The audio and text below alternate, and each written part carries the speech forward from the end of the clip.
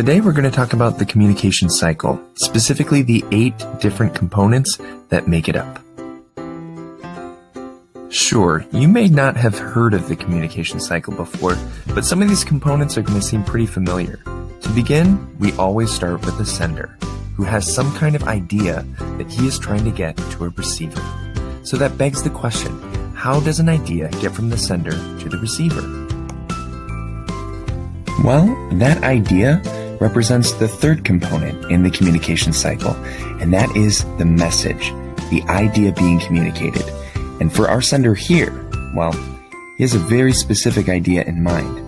He is in love, and he can't wait to communicate it. So now we arrive at our fourth component, which is the encoding phase. To encode is simply to package the message. And you really only have 3 different options. They are either verbal, nonverbal, or both. Our sender has decided that a love letter would be the best way to encode his message. This brings us to our 5th component, and that is the channel, which is simply defined as how the receiver takes in the message. Human beings have 5 channels. Think, what else do you have 5 of? If you guessed your 5 senses, you'd be right. Hearing, seeing, and feeling are the primary ways in which human beings take in information.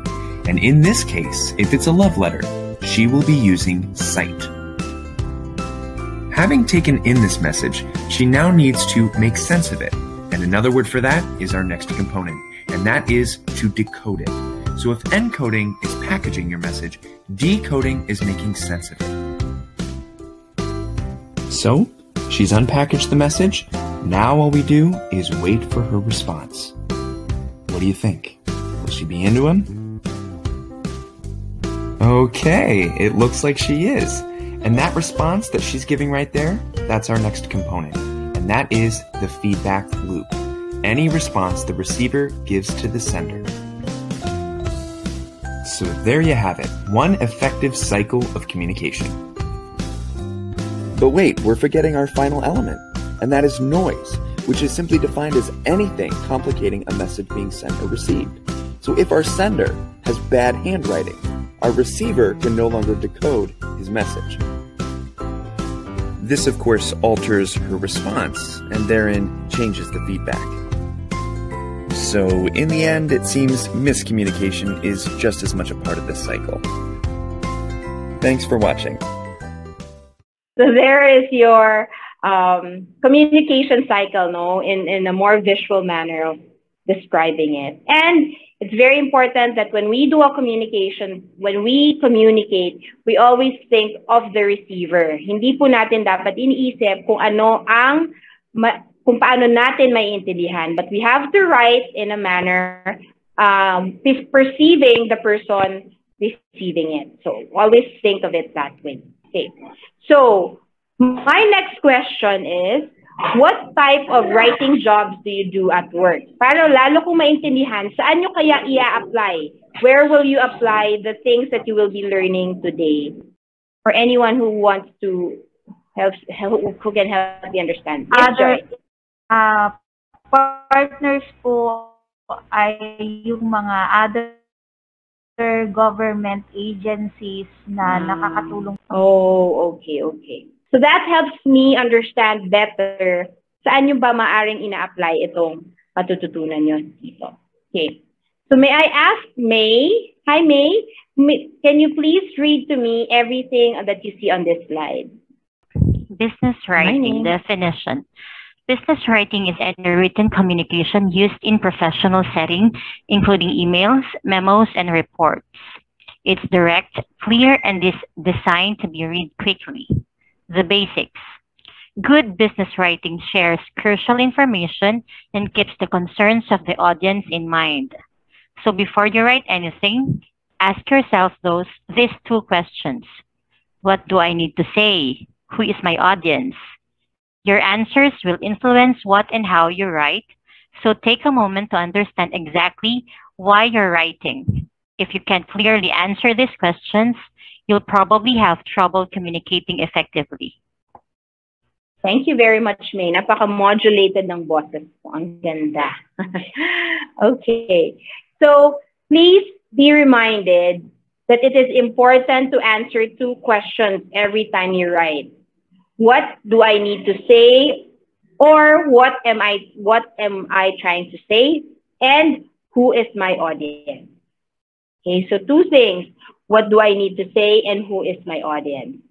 Because once you answer these 2 questions, then you will be able to clearly formulate the memo, the email, or the report that you would want to say that is aligned with your goal and for the message that you say. Okay? So these are the writing materials, or these are the different materials or writing tools that have in the workplace that you guys may be doing.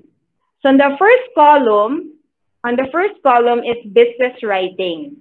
And when we say business writing, this is where your memos are, your emails, your reports, proposals, and letters. Okay, for business writing, it has to be clear. It has to be courteous. But it can also be informal or formal. Please be reminded that being informal does not mean you are less respectful. Okay, everybody, being informal in your writing does not less respectful. Parts of business writing can be persuasive also. And more importantly, this is essential to all company functions. So sa araw-araw na ginagawa ninyo, business writing ang most of the time nangyayari. Okay? Now, copywriting, on the other hand, when we say copywriting, this is more persuasive also in nature. It is sales-driven, short, and informal. Who here does yung mga advertisements? Meron ba dito for your regional office or your office? Yung mga advertisements, mga posters para sa stakeholders, sa members, mga invitation, mga event announcements. Does anyone make that here in your group? Meron ba sa grupo ninyo? Offices, merong in charge sa mga brochures, sa mga advertising. This is where copywriting is in. The common usage is for promotional material, advertising, billboards, and brochures. And this is more focused on sales, knows the markets, or copywriting also aims to gather or to persuade more people to sign up, to be a member, or to be invited in a particular event. Yan ang ibig sabihin ng copywriting. And the next type of writing is also what we call technical writing. Okay. Ang technical writing naman is informative. It is direct. It is also detailed. Ang technical writing, dito pumapasok yung gumagawa ng mga instructional memos or manuals. Yung mga mabubusisi. Is anybody in charge of doing investigation, mga reports dito?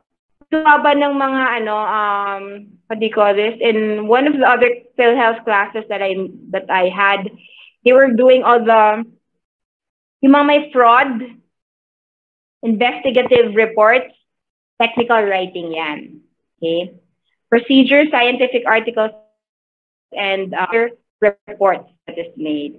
The focus of technical writing is text usability and skilled in content organization for ease of comprehension. Technical writing mabusito because this is where step by step, it has to be step by step documentation and it has to be accurate. Okay, so these are the different types of writings in the workplace as most of you may be or may be doing or writing yourself. Do you have any questions so far?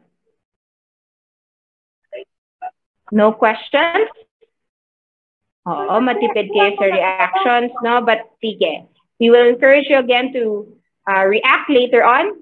Let's move on to why poor writing is a problem. What do you think are the reasons why why it is not good to have poor writing? Let us call on Annette. Can you read everything and bring it out? Poor writing is a problem, causes confusion. Readers might abandon the document, result in poor customer service, keep employees from being promoted, and hurt employee morale. Ayan, it will hurt employee morale. Okay. Dave, why do you think it causes confusion?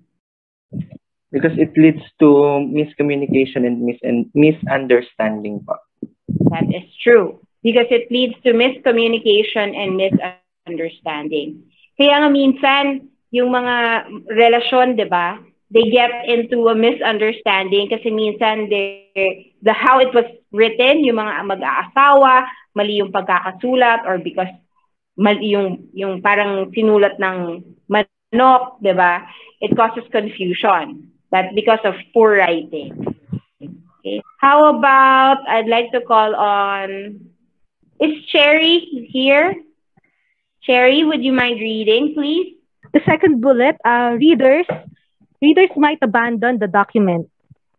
Readers might abandon the document if it's poorly written, lalo na who has seen an email, yung sobrang haba ng email, tapos dikit-dikit, tapos parang walang partition. Walang partition or walang pagkahiwa-hiwalay. It happens. May ganong mga emails. And sometimes we don't want to read those types of emails. Parang sabihin natin, mamaya ko na lang basahin yan. No? Because it's poorly written. Masyadong magkakadikit. And we don't want that to happen for people to abandon things that we sent them. Okay? Now, Celeste, can you read the third bullet, please? Result in poor customer service. Bakit sa tingin mo? Why does poor writing result in poor customer service? Dahil po, if your writing is not understandable by common people or customer, let's say nag-aalok po kayo ng mga products, kung hindi po sila naiintindihan na yung mga target customer, hindi na po sila kukuha ng product mo kasi hindi nila naiintindihan. Tama. That's true. That is also correct. Or it will also create, number one, confusion din. Diba? Kasi pangit yung pagkakasulat or pangit yung, not literally yung sulat lamang, but yung thoughts mo, hindi masyadong naiintindihan. It will create confusion also. Okay, thank you. I would like to call on Jade. Paki-explain, what does the fourth bullet mean kaya? It keeps employees from being promoted. Keep employees from being promoted. So, ibig sabihin po, ma'am, lalo po at yung vacant position is more on task po ay may writing or communication. And then, meron po kayong sabihin po is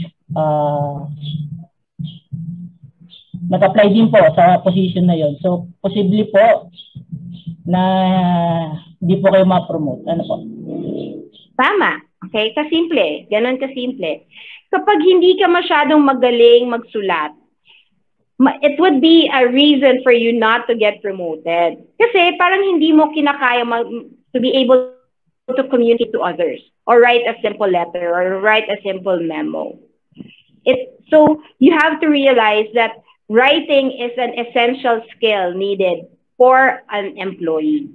Kahit anong position pa yan, you really have to know how to write well. And the fifth bullet, Lisa, would you mind reading? It hurts employee morale. Bakit kaya? Pag kasi, ma'am, alam mo sa sarili mo na medyo poor in writing ka talaga, yung confidence, mas lalo siyang bumababa. Kaya, napupull down talaga yung moral ng employee. That is true. Okay? But it can also the other way around. It can also be dahil pangit yung pagkakasulat, baka naging medyo tactless, di ba? Yung words na ginamit, maaring masasaktan din yung makakatanggap. That's also another reason. Okay?